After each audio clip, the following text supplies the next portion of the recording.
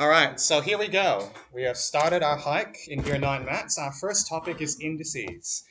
You might remember we finished last year with indices, and I also understand that you might have forgotten a lot of it, so I'm not going to assume anything. And just from marking the pre-tests, I could tell you had forgotten a lot. So, um, notice that I've got some numbers here. Got the number 5, and then I've got another smaller number written in the top right. So does anyone remember what we mean when we write two numbers like this? All right, Shannon. It's like that number. So if it's like a 3, it's just that number times itself, how many other times the number is. Okay, so if I have 1, I'll have it 1 time. Yeah. So it will just be 5. That's it. Okay? So if I take a number, I'll define some terms in a moment and raise it to a power of 1. I just get the number back. And Shannon is right on the money. The number on the top tells me how many times the bigger number appears. So is this looking familiar now? It's coming back? Okay. Yeah.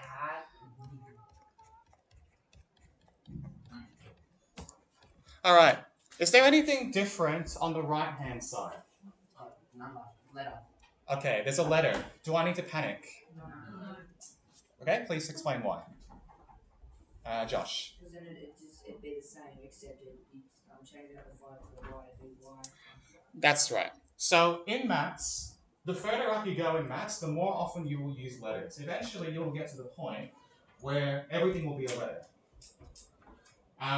But the reason why we like to do this in maths is because a letter is more flexible than a number. A letter can represent any number. Represent 1, 5, pi plus 3, root 2, anything you want. But it's the same principle. Y to the power of 1 will just be y. If I have a power of 2, it happens 2 times, 3 times, and 4 times. Okay, so you can't do indices unless you know this, unless you understand that indices represent this idea of repeated multiplication. So could you please just give me a nod with your head if you are following so far? All right, is anyone still copying? Oh. Yeah. We're meant to copy it? Yeah. That's my suggestion. Real. I don't have a Real pencil. slick. You don't need one. Ah. You can just write in a normal book. That's helpful. You'll notice that this isn't grid paper that I'm writing on. It's just lined paper. Okay? All right. I'll give you 10 more seconds. Then I can always go back. So I will save this and I will upload this to Teams. Okay, so don't panic if you miss something. Okay, let's continue our refresher from last year. I certainly went through this with my class. Hopefully you saw this with Mrs. Evans and Mrs. Steiner. Okay. So I'm going to pick the number. Let's pick it. Let's pick the number 2. Can someone turn this into a multiplication statement for me? Louis. Great. Okay. Now, this is where colors come in handy. All right. All right, so this small number up the top, what's that one called? Stuart? Index? Yeah, so index is correct. And the plural of index is indices with an S. Okay. And then the big number. Louis. Base. Okay. Now, in the first question of the textbook, you are asked to write something in expanded form. So I need to tell you what that is. We did introduce that last year. So the one on the left this is index form because I've got the number written with an index, with that small number 4 there. So the left-hand side of this equation is index form. The right-hand side is expanded form. What's another word for expand? Make longer, make larger. So can you see how this expression here, 2 times 2 times 2 times 2, it's somehow bigger? Okay. So index form's got the index, expanded form, you've gotten rid of the index. All right, there's one more term I want you to know. Sometimes we will want to actually calculate this number. So I'll just tell you it's 16. 2, 4, 8, 16. And this is called the basic numeral. So if someone says evaluate this index or evaluate this expanded form, what they're saying is, give me a single number. And you're also asked to do this in the exercise as well.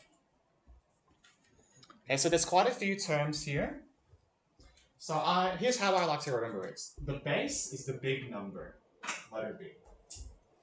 Index is the number at the top. And expanded form is the large one of all the multiplication signs. I'm just going to pause here. Does anyone have any questions? Yes, Shannon? So evaluate basically just is a shorter version of saying expanded form. No. So, thank you for asking. Evaluate means go from expanded form to the basic numeral. Okay, so maybe what I'll do is I'll write the word evaluate on the arrow itself. Evaluate. Okay. Any other questions? All right, we're going to do some examples in a moment. So I'll just give you a few more seconds to copy that down. This is all in your textbook as well. But I didn't want to just say, read the textbook and do the questions. I wanted to go through it with you and talk about it with you. All right, anyone still writing? No. Okay. So in a moment, I'm going to give you a sheet with a list of questions to do from the textbook. And a lot of these questions are actually on the sheet. So I'm actually doing some of the work with you for you. Okay? So the first question that I'm going to ask you is, I've got 6 to the 4. I want to write this in expanded form. So what should I do? Damon. I want to write this number, 6 to the 4, in expanded form. 6 times 4 times 4. No, 6 times 6 times 6 times 6. Very good. Okay, am I finished with this question? No. What else do I need to do? You need to evaluate. All right. So for this one, I think you should use a calculator, and I'm perfectly happy for you to use a calculator for this. So I think this will be 1296. Can someone check that? Yeah. Okay.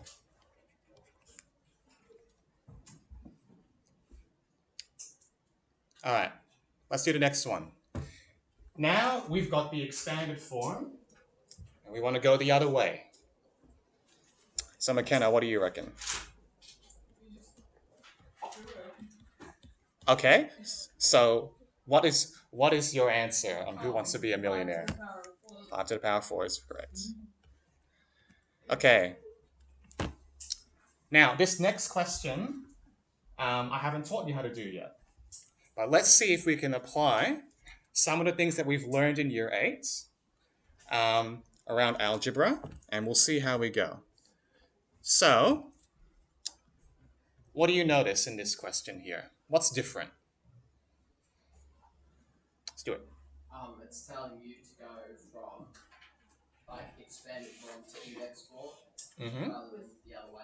Only letters. Yep. So we did that here as well. And there's letters. Yeah. Any other differences, Shannon?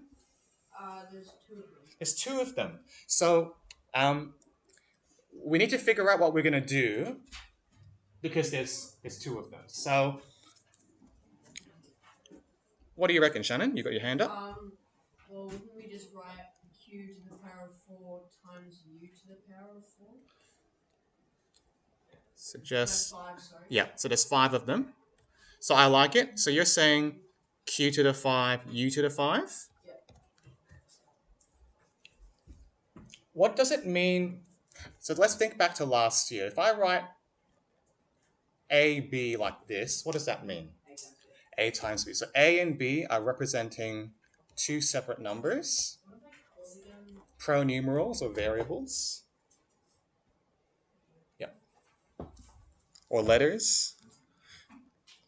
So I will accept q5, u5. I will also accept qu and then take the whole thing in brackets to the power of 5. I will also accept that as an answer as well. Okay.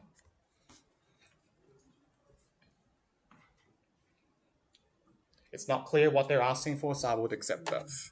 But I imagine the answers will only give one of them. Okay. As I will explain in a moment, you will get to choose which questions you do, depending on how much challenge you want. So this is one of the more challenging questions. We've got both numbers and letters, and we've got a combination. So I will throw this one open. What do you reckon?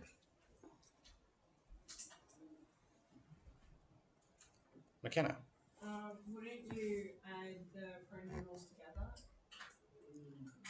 Okay, so what would your answer be?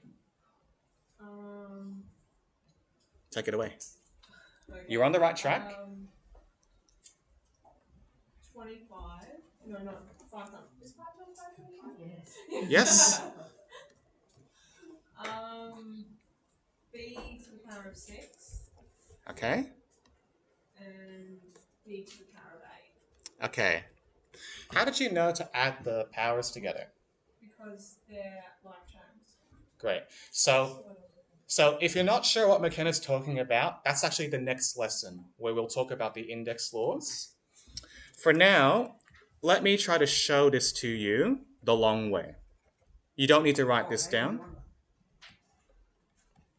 Okay, so 5 times b times b times b, that's 5b cubed, times d times d times d times d. Doesn't look like a math.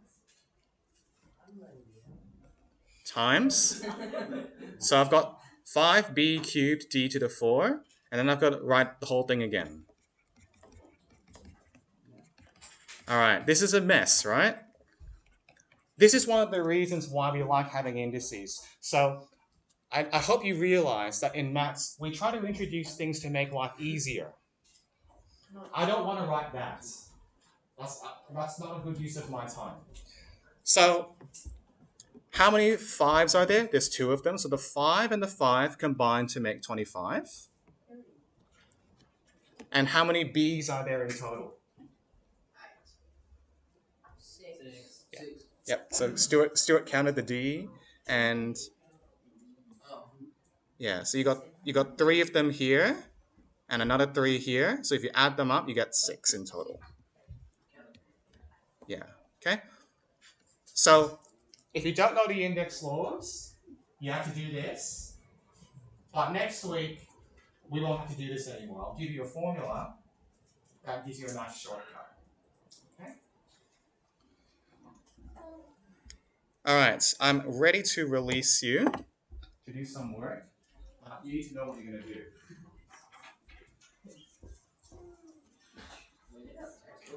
So now you can get your textbooks out, or the printout that I gave you.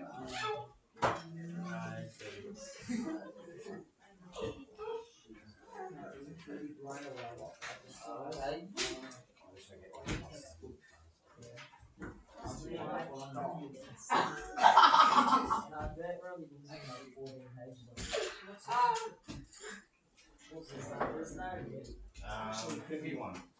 It's actually heavy. Thank you. See, it's actually heavy. No,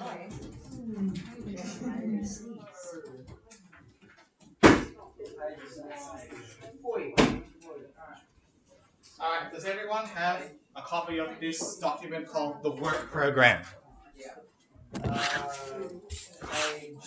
Page 51? Alright, so I'm going to have everyone listening. 51 is correct. So, I understand this is the first time you are using a textbook in maths, is that correct? Yes. Okay. Now, have you used textbooks in other classes? Yes. So, which classes? Right? Okay, so you're familiar with this idea that you do some questions and you read the notes if you're unsure? Okay. So, the most important thing for you is to look at the 3 columns. So, the first one is called consolidating, the second one is at level, the third level is extension. Today, I'm going to let you choose what level you want to work at. If you feel that maths is hard and challenging, and whenever a teacher is teaching maths, most of the stuff that they're saying you don't understand, I'm going to suggest going for the consolidating level. If you follow most of the things that we say in class, I'm going to say go for the at level column. And if you want a challenge, go for the extension level. I will be checking every lesson where you're working, and I'll discuss with you whether I want you to move up. I won't tell you to move down. I'm always going to leave it up to you whether you want to move down. But I will not say to you, you must move down. Okay? Page 51. So in the first row, there's the number 51 in brackets. Alright, so we've got a double period. I'm going to give you about half an hour to do the first few questions, and then I just need to teach you how to do question 4. And that'll be it. So I'll stop the recording here and let you get some work done. Do you want the lights on? Yes. No, I'm alright actually. Alright, we can take a vote. Do we write that X-ray vision? You write in your workbook.